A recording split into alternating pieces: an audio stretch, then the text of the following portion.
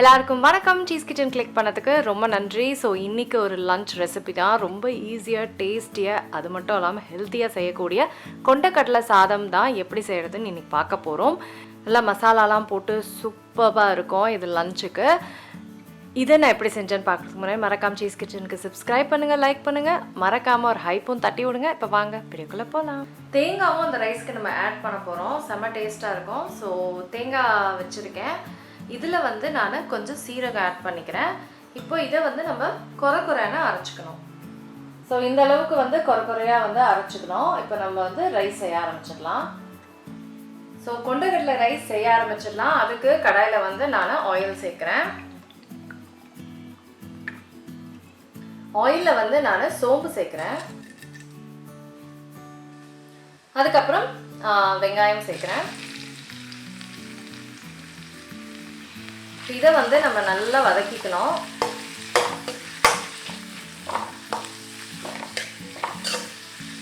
ஒரு 2லேருந்து 3 நிமிஷம் வரைக்கும் நம்ம நல்லா வதக்கிக்கலாம்.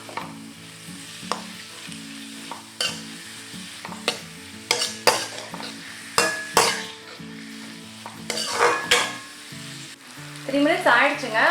குக் ஆயிருக்கு. நம்ம இஞ்சி பூண்டு விழுது ஆட் பண்ணுறோம். இதோட சேர்ந்து ஒன்றுமே அது ஃபர்தராக வந்து இன்னும் ஒரு 3 மினிட்ஸுக்கு குக் பண்ண விட்டுடலாம்.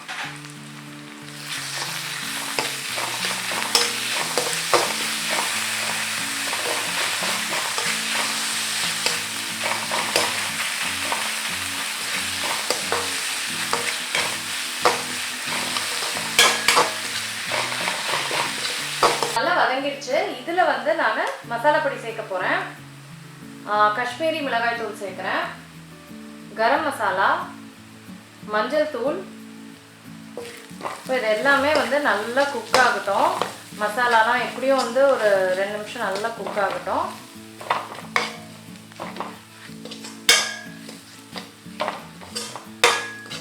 மசாலா நல்லா குக் ஆகிடுச்சு. அதுக்கப்புறம் நம்ம குறைன்னு அரைச்சோம் பார்த்தீங்களா, அந்த தேங்காய் ஆட் பண்ணிக்கிறேன். தேங்காய் சீரகம்.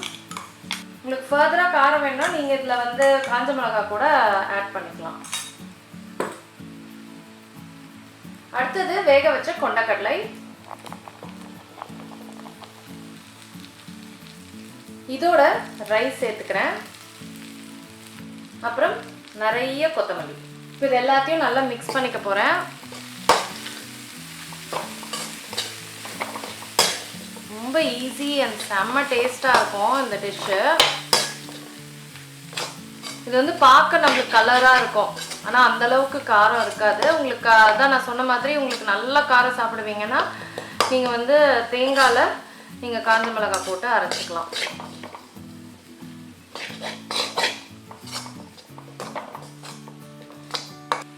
அவ்வளோதாங்க, சூப்பரான கொண்டக்கடலை சாதம் ரெடி.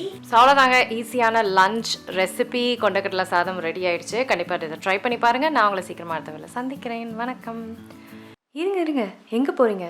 இந்த 2 வீடியோஸும் கண்டிப்பாக உங்களுக்கு பிடிக்கும். கிளிக் பண்ணி பாருங்கள்.